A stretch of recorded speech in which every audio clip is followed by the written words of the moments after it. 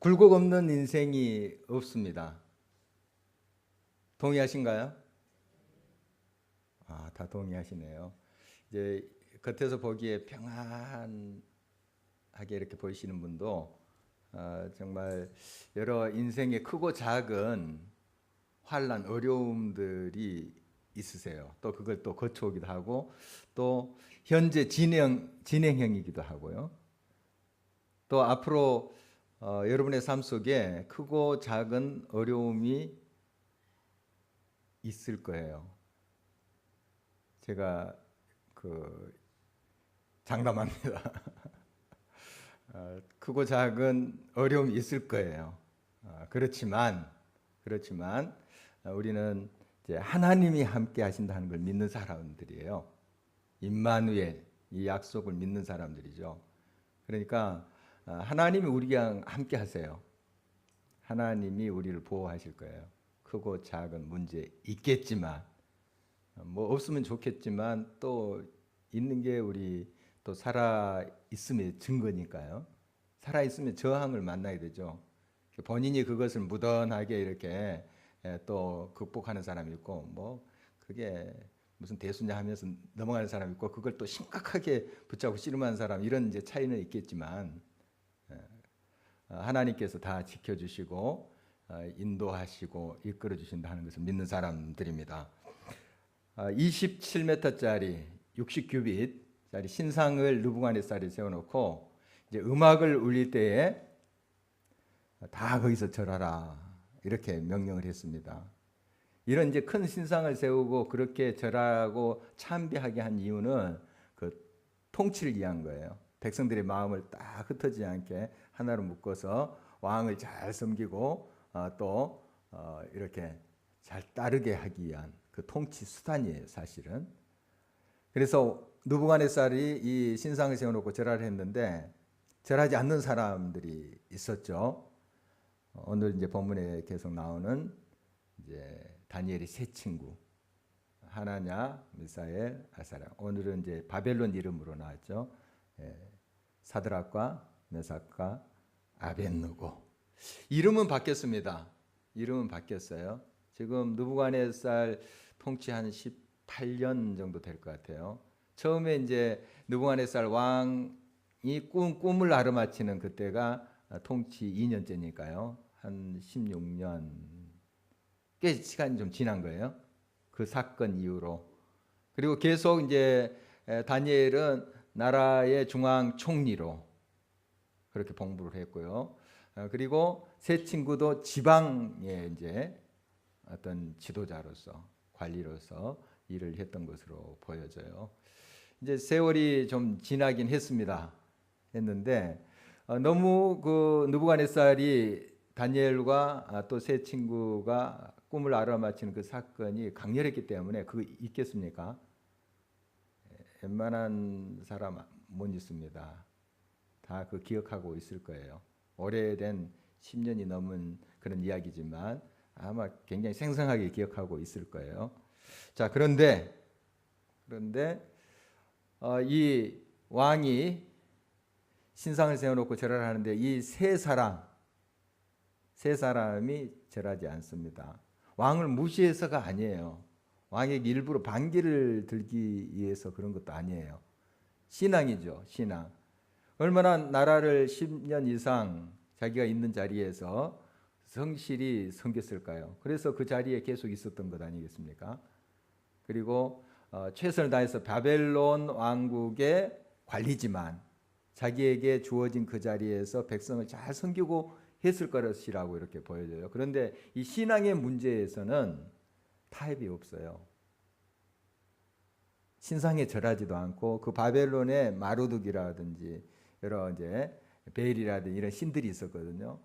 이 신들에 가서 절하지도 않고 또 이름은 바뀌었습니다만은 그 사드락, 메삭, 아벳느고 이 이름에 다 그 바벨론 신의 이름이 들어가 있어요. 이스라엘 사람들의 이름에 하나님, 여호와 이런 이름이 많이 붙어 있듯이 다니엘 할 때 엘도 다 하나님을 말하는 거예요. 하나님, 하나냐, 뭐 미사엘, 또 이런 아사랴 다 하나님의 이름이더래요. 그 당시에 그런 이름들이 많았어요. 요즘도 하자 들어가는 이름이 많더라고요. 하헬이, 또 예자 들어가는 이름, 예록, 예영, 하영, 하나님의 영광. 예록이 아시죠? 이름대로 지금 안 살아서 조금 기도 제목인데 어쨌든 여러분 이런 이름들이 많았어요. 그 바벨론에도 이름이 많았어요. 그런데 이제 이 사드락 메삭 아벳느고 다 이렇게 신들의 이름이, 그러니까 이방 신들 이름이 들어가 있어요. 근데 이름은 이제 이렇게 개명이 됐습니다. 우리가 일제 강점기 때 그 일본 사람들이 이름 바꿨잖아요, 우리. 그와 같이 바벨론 이름으로 바뀌었지만, 그러나 무엇은 바꾸지 못했어요? 신앙. 그들은 이름 바꿔서 또 바벨론의 관리들로서 성실 다했어요. 바벨론 그 제국에서 자기에 주어진 그 자리에서 백성 섬기고 잘했어요. 그리고 이 관복도, 그러니까 옷을 줬을 거 아니에요. 그런 이제 관리들에게 관복을 입고 이제 근무를 했을 텐데, 그것도 다 이제 바벨론식이겠죠. 바벨론 제국에. 그래서 이제 뭐 겉모습은 저 사람이 바벨론 사람인지 유다 사람인지 아마 모를 거예요. 좀 비슷비슷하게 그 동네 사람들 좀 생겼잖아요. 우리 잘 몰라요. 프랑스 사람, 영국 사람 우리 잘 좀 구분 못하죠. 그 사람도 조금씩 구분하는 것 같아요. 우리 일본 사람, 중국 사람, 한국 사람 옛날엔 구분되는데 요즘 좀 구분이 안 돼요. 입는 것도 비슷해져 가지고. 어떻든 좀 그런 식이에요. 그런 식이니까 뭐 바벨론화 됐죠. 바벨론화. 이 사드락, 메삭, 아벳느고 바벨론화 됐습니다. 그렇지만 그들이 가지고 있는 하나님을 향한 신앙은 하나도 변하지 않았어요. 참 이게 참 너무 귀한 믿음이에요. 아무리 옷의 바벨론식으로 바뀌고 언어도 또 이름까지 바뀌었지만 그들의 마음속에 심장에 있는 그 하나님을 향한 믿음은 변치 않았어요. 이게 쉽지 않거든요. 쉽지 않아요. 이런 이방 문화 속에 살다 보면 자기도 모르게 막 우상한테 절하게 되고 그 문화 속에 이제 휩쓸려 가고 그래요. 그런데 이 다니엘뿐만 아니라 이 세 사람은 그 믿음을, 하나님을 향한 지조죠. 이걸 굳게 지켜갔던 것을 보게 됩니다. 그러니까 왕이 그렇게 신상을 세워놓고 이제 절하지 아니하면 풀무불에, 뜨거운 불에 던져버린다, 이런 명령을 했음에도 불구하고 이 세 사람은 거기에 따르지 않습니다. 왕을 무시해서가 아니에요. 신앙의 문제이기 때문에 그래요. 신앙의 문제. 이것만큼은 타협이 없어요. 굴할 수가 없었습니다. 이 소식을 왕이 들었어요. 얼마나 화가 났는지요. 진짜 광분했어요. 광분. 자기가 그래도 신임해서 그 자리에 세운 거잖아요. 그 이방 사람들인데 바벨론 사람도 그 자리 지방관이 된다는 것이 참 어려운데 유다 사람을 거기다 세워놓은 거죠. 얼마나 신임을 했으면 그랬을까요? 자기가 그렇게 살게 만들고 그런 높은 지위에도 앉게 하고 했는데 나를 무시해, 이렇게 왕이 생각한 거예요. 사실 무시한 건 아니고 신앙의 문제인데 자기는 이제 그렇게 해석을 못했죠. 그래서 이제 화를 내게 됐습니다. 그래서 잡아오라 했죠. 그 세 사람 대하는 왕의 얼굴빛이 변했습니다. 얼굴빛이. 한번 상상을 해보니까 굉장히 고약하게 이렇게 인상을 썼을 것 같아요. 그 전에는 물론 이제 지방관이니까 왕을 만날, 대면할 기회가 많지는 않았었겠죠.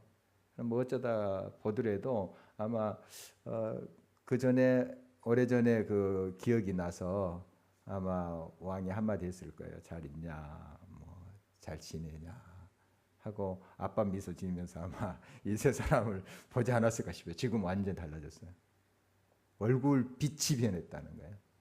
표독스럽게 변해서 이제 죽일 태세죠. 그래서 이제 평소에 그 풀무불보다 7배나 더 뜨겁게 만들라 했습니다. 7이라는 숫자는 여러분 잘 아시죠? 뜨겁게 할 수 있는 대로 뜨겁게 하라는 그런 뜻이에요. 최고로 뜨겁게, 최고로 뜨겁게 만들라 이렇게 했습니다. 그리고 이 세 사람을 던질 사람 누구 썼냐 하면 용사들을 썼어요. 오늘 성경 보니까 이 힘만 있으면 되거든요. 그 뭐 용사까지 군대의 그 용맹스러운 용사까지 쓸 필요 없어요. 불구덩이 던지는 게 무슨 용사가 필요합니까? 그런데 이 세 사람을 던지기 위해서 용사까지 동원한 거예요. 지금 굉장히 화가 난 거예요. 거의 미쳐 날뛰는 수준이에요. 그리고 이 세 친구가 입고 있던 옷 그대로 모자까지 썼다는데 아마 관모인 것 같아요. 관복하고 관모 같아요. 쓴 채로 그냥 거기다 던져버린 거예요. 그건 뭐냐 하면 물론 자기의 명령에 따라서 이 옷 같은 것도 다 이제 관복들이 내려오겠죠. 그러니까 자기가 입힌 거예요. 직접 입힌 건 아니지만 자기가 입힌 거 그것까지 다 지워버리겠다는 거예요. 그 흔적까지 다 지워버리겠다는 굉장한 화가 지금 나 있는 상태입니다. 이렇게 광분하고 날뛰고 있는데 그 소나기에서 누가 살아나겠어요? 지금 작정하고 용사까지 동원해가지고 잡아서 이제 던지려고 하는데 누가 그 소나기에서 벗어납니까? 끝이에요 이제. 끝이에요. 더 이상 이게 빠져나올 수가 없는 그런 지경에 있는 모습을 보게 됩니다. 우리 인간의 역사 속에서도 정말 이러한 위경 속에 처하는 막다른 골목 그리고 벼랑 끝에 몰리는 그런 상황이 있을 수 있어요. 뭐 질병을 통해서 또 그런 환경이 올 수도 있고 또 여러 이제 상처, 아픔 그런 상황으로 여러분들이 몰릴 수가 있습니다. 또 공동체적으로 민족적으로도 이렇게 어려움을 당할 수가 있어요. 며칠 전에 안시성이라는 영화를 봤어요. 영화 제가 거기 제작사랑 전혀 관계가 없는 사람입니다. 영화가 전혀 관계가 없는데 그 역사적 배경이 그렇더라고요. 이제 영화를 보고 한번 좀 자료를 한번 더 봐봤어요. 뭐 요즘 인터넷 잘 나오니까요. 봤더니 진짜 실제 있었던 이야기를 많이 그대로 토대를 하고 있더라고요. 그 영화를 본 다음에 제가 한번 확인을 해봤는데 이제 당태종 이세민이라는 사람이죠. 당태종이 군사를 30만 명이나 일으켜가지고 고구려를 침공하는 이야기죠. 다 여러 성들을 다 점령했어요. 또 뭐 그 전투에서도 고구려가 거의 전멸할 정도로 막 파죽지세로 막 치고 옵니다. 이 안시성은 작은 성이에요. 비교적 작은 성인데 힘이 없죠. 그 엄청난 당나라 군대를 대항할 힘이 없어요. 그래서 다 안 된다, 안 된다 하고 고구려의 신녀가 있습니다. 그 이렇게 제사 지낼 때 그 뭐 예언도 하고 뭐 하는 신녀가 있는데 영화에도 나오더라고요. 신녀가 고구려의 신이 고구려 버렸다. 항복해라. 그래야지 산다. 그나마 더 죽지 않고 산다. 그런데 이제 끝까지 저항하죠. 신녀의 말이 결국 틀렸는데 영화에 보니까 어떻든 끝까지 이제 저항하는 그런 모습입니다. 막다른 골목. 정말 이제는 끝났다 하는데 정말 반전이 일어나는 그런 역사들. 명량해전도 그런 것 아니겠습니까? 12척 가지고 한 300척 이상의 위해선을 물리친 사건. 정말 안 된다 이거. 다윗과 골리앗 싸움이다. 물론 그 이순신 당시에 그런 말은 없었겠지만 다윗과 골리앗. 어떻든 정말 그런 위경 속에서도 반전이 일어나요. 인류의 역사도 이런 일들이 가끔 있어요. 그런데 하나님의 역사 속에는 정말 더 확실한 반전들이 있어요. 확실한 반전들. 하나님께서 얼마나 하나님의 손으로 하나님의 백성들을 보호하시고 그 이경 속에 건져주셨는가. 성경 계속 그 역사잖아요. 그 스토리입니다. 히스기야, 여호사밧, 여러 왕 때 그런 역사들이 그거 아닙니까? 도저히 인간의 힘으로 할 수 없는 상황까지인데 몰라요. 그런데 하나님께서 거기에 하나님의 백성들을 보호하시고 반전을 일으키세요. 정말 인간은 할 수 없는 그 상황에서 건져주시는 모습 보게 됩니다. 이게 하나님의 역사입니다. 지금도 하나님은 살아있는 손길로 역사하십니다. 지금도 여러분의 삶 속에 구체적으로 반전을 일으키시고 여러분의 삶의 어떤 위경 속에서도 보호하시는 그 길을 지켜주시는 하나님이세요. 동일하신 하나님이십니다. 언제나 이 사실 우리 믿어야 될 것입니다. 이제 느부갓네살 명령대로 이 세 사람이 풀무불에 던져져요. 근데 던지는 사람이 죽었대요. 용사인데. 그 정도로 얼마나 맹렬한 불이죠. 그러니까 이제 끝이지 않습니까? 던졌는데 상황 끝이에요. 그러지 않겠어요? 던지는 사람도 타 죽을 정도인데 끝난 것 아니겠어요? 근데 오늘 성경 보니까 이게 끝이 아니네요. 끝이 아닙니다. 우리가 겪고 있는 여러 어려움 속에 이제 끝났다. 도저히 내 일어설 힘도 없고 내 기도할 힘도 없어. 이런 이제 상황이 있을 수가 있습니다. 그러나 그게 끝이 아니에요. 하나님을 믿는 사람들 그게 끝이 아닙니다. 사실 죽음도 끝이 아니에요. 인간은 이제 죽음이 끝이다 이렇게 생각해요. 끝났다. 그런데 우리 믿는 사람들은 죽음도 끝이 아니라고 믿는 사람들이에요. 죽음도 끝이 아니에요. 죽으면 어디 가요? 물론 지금도 천국에 이어져 사는 삶을 살지만 우리 천국에 가요. 또 부활해요. 예수님 오실 때 부활해요. 이걸 믿는 사람들이죠. 끝이 아니에요. 끝이 아닙니다. 바로 하나님께서는 그 풀무불 가운데도 이 세 사람을 보호하셨습니다. 이 세 사람이 그 풀무불 가운데 걷고 있는 거예요. 걷고 있는 거예요. 이거 왕이 본 거예요, 이렇게. 그리고 놀랐다 했는데 이 놀랐다는 것은 간담이 서늘해질 정도 놀랐다는 그런 뜻입니다. 충격이에요, 충격. 당연히 죽을 줄 알았죠. 던진 사람도 죽었는데 거기 던짐을 받은 사람이 살 수가 있겠습니까? 그 뜨거운데 다 죽죠. 그런데 살아서 거기 풀무불 안에서 걷고 있는 거예요. 충격을 받았습니다. 그렇게 광분했던 이 느부갓네살이 벌벌 떠는 겁니다. 이 성경에 70인역이 있어요. 70인역. 이게 뭐냐면 원래 구약 성경 히브리어로 기록된 아람어가 좀 섞이긴 했지만 히브리어로 기록된 것을 헬라어로 구약성 번역한 게 있어요. 유대인들이 헬라어로 그걸 이제 70인들이 모여서 그 번역 작업을 했어요. 그래서 70인역이라 하는데 여기에 이제 오늘 본문 23절하고 24절 사이에 좀 삽입해서 해석식으로 기록해 놓은 게 있대요. 제가 직접은 보지 못했지만 그 학자들이 그렇게 연구한 바에 의하면 거기에 그 70인역에 그 기록한 게 있대요. 던졌는데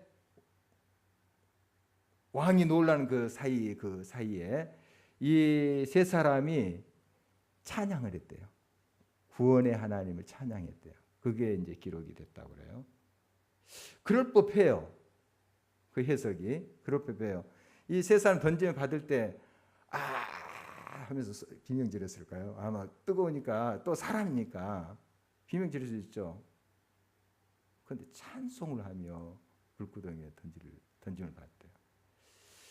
그 코바디스라는 영화 오래전에 여러분 보신 적 있는지 모르겠습니다. 거기도 이제 예수를 믿는 사람들을 이제 원형 경기장에 풀어놓고 굶주린 사자의 먹이가 되게 해요. 그리고 막 로마 시민들이 광분하죠. 막 그 잔인한 모습 보면서 막 소리 지르고 막 박수 치고 막 환호하고 그런 장면이 나오는데 얼마나 무섭겠습니까? 동네 개가 막 달라들어도 무서운데 굶주린 사자가 막 달라드는데 얼마나 무섭겠어요. 그 영화에도 무서워서 이제 크리스찬들이 막 흩어져서 막 도망가고 막 하는데 이제 막 덮치고 사자가 그러더라고요. 한쪽에서 그런 가운데 찬송 소리가 나요. 한쪽에서 누가 한 사람이 찬송을 불러요. 그랬더니 이게 점점 한두 사람 무리가 크리스찬 무리가 찬송을 불러요. 장관이더라고요. 그 장면이 저는 정말 감동이에요. 그러니까 이제 찬송하면서 의연하게, 물론 무섭지만은 하나님을 바라보며 천국을 바라보면서 찬송을 하면서 그 죽음을 맞는 장면이 나와요. 그들이 이 위경 속에서 이 땅의 삶을 마감하든 아니면 그것 극적으로 구출되든 상관없이 하나님을 바라보면서 하나님 앞에 찬송하면서 나가는 삶, 하나님이 궁극적으로 살리세요. 그게 부활이에요. 그게 천국이고. 그러니까 천국을 믿고 부활을 믿는 사람들은 이 죽음 앞에서도 의연해요. 하물며 이 세상 여러 환난과 어려움 속에서도 주님을 바라보면서 찬송하며 가는 사람, 누가 막겠습니까? 누가 그를 넘어뜨릴 수 있겠어요? 하나님을 의지하고 하나님을 붙잡고 나가는 그 삶, 그리고 그 상황 속에서 찬송하면서 나가는 삶을 누가 무너뜨릴 수가 있겠어요? 바울과 실라도 그렇잖아요. 죽도록 매맞고 깊은 빌립보 감옥에 있을 때 뭐 됐어요? 찬송했잖아요. 찬송했습니다. 그래서 하나님께서 옥문도 열리고 착고가 다 풀리겠어요. 사실 그것이 기적이라고 우리 많이 이야기하는데 한 사람도 도망가지 않았어요.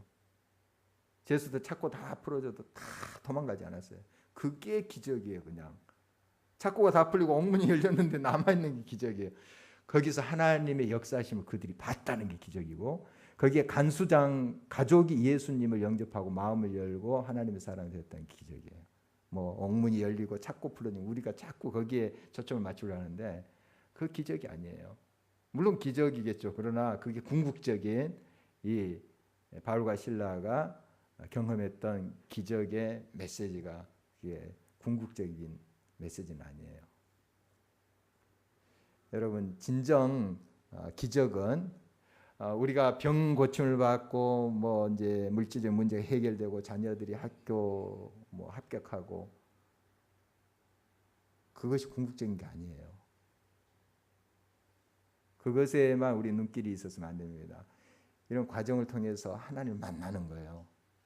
아무리 그렇게 병이 고쳐지고 또 모든 게 회복돼도 하나님 만나지 못하고 자기 욕심이 더 강화되는 경우 있어요. 병 들었을 때는 그냥 겸손하게 살았어요. 건강해졌어요. 병 고쳐졌어요. 더 나쁜 짓을 하고 다녀요. 하나님을 더 노엽게 하고. 그 사람은 더 불행해지는 거죠. 어떻게 보면 더 불행한 인생을 사는 거예요. 진정 하나님을 만나는 게 중요합니다. 하나님을 인격적으로 만나는 거. 하나님이 나와 함께 계신다. 나와 동행하신다 하는 거.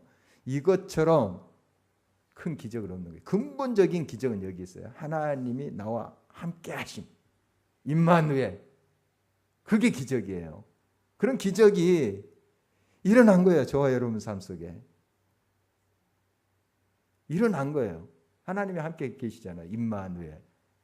지금 여러분과 함께 하시고 이 자리에 함께 하시잖아요. 기적이, 이것을 우리가 깨닫는 거. 사실 우리가 하나님이 주신 이 선물이 큰데 깨닫지 못하는 게 문제죠. 사실 주셨어요. 이 사실을 우리가 깨닫고 확신하는 게 얼마나 큰 기적인지요. 그래서 우리가 구체적으로 뭐 병도 고쳐지고 물질 회복되고 자녀들을 위한 기도 응답되고 이런 일들이 있었으면 좋겠습니다. 그게 궁극적인 우리의 삶의 기적은 아니에요.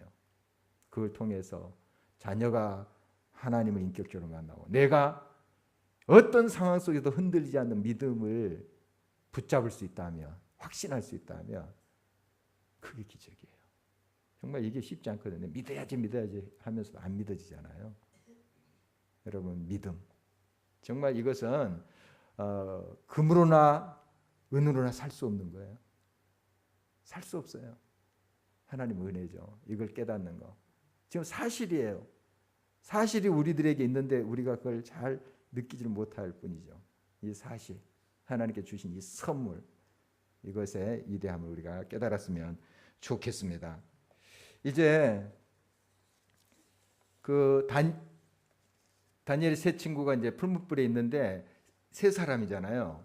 세 사람인데 느부갓네살 왕이 오니까 한 사람 더 있어요. 넷이에요. 그 한 사람 누굴까요? 잘 모르겠죠. 성경에서 아주 자세히 이야기하지는 않습니다. 이제 느부갓네살이 신들의 아들 같도다. 느부갓네살이 조금 세 사람하고 다른 모습인 것 같아. 신들의 아들 같도. 저 네 번째 사람 누구냐? 신들의 아들 같도다. 지금 풀무불 안에 걸어다니는 사람을 보고 느부갓네살이 이야기한 거예요. 느부갓네살은 이제 이방 바벨론 그 왕이잖아요. 근데 거기는 신들이 많아요. 신들이 많으니까 이제 신들의 아들 같도다 이렇게 이야기하는데 이제 뭐 해석이 몇 가지로 나옵니다. 이제 그리스도 아니면 하나님의 천사 네 번째 그 사람 하나님 천사 어떻게 이제 해석이 되든 이 메시지예요. 하나님이 함께 하신다는 뜻이에요. 하나님은 이제 어떤 천사를 보내서 우리와 함께 하심으로 자기가 우리와 함께 하심을 증거하세요. 천사를 보내서. 그게 그냥 하나님의 사자만 와서 우리를 도운 것이 아니라 하나님이 사자에게 권세와 능력을 줘서 우리를 돕게 하시는 거예요. 그러니까 그런 모습으로 하나님이 우리와 함께 계심을 보여주시는 거예요. 그러니까 사자든 그리스도든 그 네 번째 그 인물은 하나님이 우리와 함께 하신다 하는 것을 보여주는 거예요. 어떤 상황 속에서도 하나님이 임마누엘로 함께 하신다. 이걸 이 모습으로 보여주고 있다는 사실입니다.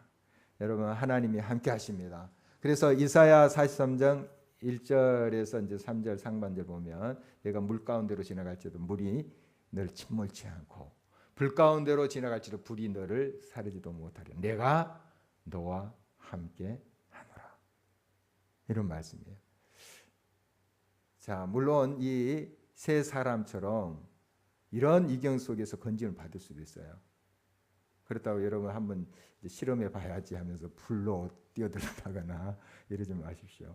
이게 어떤 상황 속에서도 그 위급한 이경 속에서도 하나님이 나의 보호자 되시고 나의 지킴해 되신다 하는 거 여러분 기억하십시오. 질병 가운데도 이 연약한 가운데도 무력한 그런 상황 가운데서도 하나님은 나의 힘이 되시고 지혜가 되신다. 여러분 꼭 이 믿음 우리가 가졌으면 좋겠습니다. 하나님은 임마누엘 하나님이십니다. 다니엘의 하나님, 이 세 사람의 하나님 동일하게 저와 여러분의 하나님이십니다. 지금도 여러분을 눈동자같이 지키십니다. 내가 고와 같이 너희를 버려두지 않겠다. 어떤 상황 속에서도 너희를 애롭게 버려두지 않겠다. 내가 그 자리에 함께한다. 여러분이 캄캄한 길을 갈지라도 그곳에 하나님이 함께 하십니다. 애로운 길을 간다 할지라도 그곳에 하나님이 동행하십니다. 다 나를 떠날 것 같지만 하나님은 나를 떠나시지 않습니다. 바울조차도 그 노년의 그런 고독을 느끼면서 고백을 하고 있어요. 바울, 인간 정말 세기의 인물 바울이 디모데 후서에 보면 다 나를 떠났대요. 다 누가만 내 곁에 남아 있고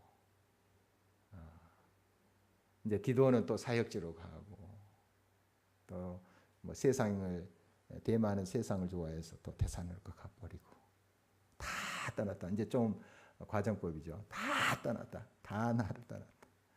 이제 얼마나 고독하겠습니까? 바울조차도 그런 고독을 느꼈다면 참 우리가 어떻겠습니까? 그러나 바울은 알죠. 하나님이 우리 주 예수 그리스도의 영이 나와 함께 있다. 솔직하게 인간적으로 그런 고백을 하지만 정말 예수 그리스도의 영으로 다시 힘을 얻고 끝까지 사명의 길을 갔던 바울의 모습 우리가 기억하고 있습니다. 여러분 하나님 함께 하십니다. 어떠한 상황 속에서도 하나님은 내 친구 되시고 나의 위로자가 되시고 보호자 되시고 또 방패가 되시는 그 하나님이 되신다 하는 것입니다. 이제 하나님께서 이 세 사람을 건져 주셨습니다. 보호해 주셨어요. 그리고 친히 그들을 이제 건져 주시는데요. 느부갓네살 왕이 이제 얼마나 놀랐겠습니까? 충격이었죠. 그래서 그 풀무불을 향해서 지극히 높으신 하나님을 인정하면서 고백합니다. 그가 막 분노로 끌어왔던 게 지금 어디 간데도 간담이 서늘해져 버렸어요. 그냥 그 뜨겁게 타오르던 것이 그냥 얼음장까지 같이 돼버린 거예요. 하나님 그렇게 만드세요. 하나님 이렇게 역사하십니다. 그리고 이제 그들을 밖으로 이제 나오게 했는데요. 보니까 머리도 거슬리지 않고 머리카락도 촛불만 이렇게 촛불 예배들이 촛불만 잘못했다 촛불에 머리카락 거슬리는데 머리카락도 거슬리지 않아요. 그 맹렬한 불인데 그리고 몸에서 옷에서 탄 냄새도 없어요. 정말 하나님의 역사는 너무 완벽해요. 뭐 이 모습 앞에 왕은 어떻게 반응했을까요? 하나님이 인정할 수밖에 없죠. 하나님 이제 찬양하는 내용이 계속 이제 28절 이하에 나오는데요. 하나님 앞에 무릎 꿇을 수밖에 없었죠. 하나님을 찬송하라. 그리고 이제 다시는 이 사드락과 메삭과 아벳느고 이 하나님을 경솔히 여기거든 그 몸을 쪼개라. 자기가 경솔히 여겨놓고 이제 또 지금은 이제 그렇게 하는 사람 쪼개라. 이런 이제 명령을 내리고 있는 모습 보게 됩니다. 그리고 이 세 사람을 더 높였다. 얼마나 하나님의 놀라운 반전입니까? 역사입니까? 이제 결론적으로 이 세 사람을 하나님께서 보호하시고 하나님의 영광을 드러내는 자리로 높이 드셨다 하는 것인데 여러분 결국 우리가 이 세상 속에서 세상의 관점으로 죽음이라는 끝을 맞이할 수도 있어요. 환난을 당하고 어려움과 그 고난의 시간 속에서. 그런데 세상 끝이라 하지만 우리 믿음의 사람이 그게 끝이 아니에요. 끝이 아닙니다. 결국 영원한 생명으로 영원한 반전으로 함께 하시고 영원토록 우리 하나님은 함께 하십니다. 그리고 우리의 인생의 굽이굽이 그 순간순간마다 하나님께서 또 합력해서 선을 이루세요. 궁극적으로 영생이라는 영원한 생명이라는 하나님의 은혜를 주실 거예요.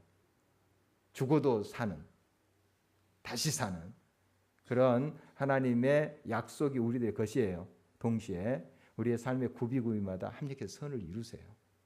지금 이 다니엘과 세 친구의 삶 속에서 우리가 보듯이 하나님께서 꼭 함께 하십니다. 보호하세요. 인도하십니다. 이 사실을 언제나 잊지 말아야 될 것입니다. 하나님은 우리의 보호가 되십니다.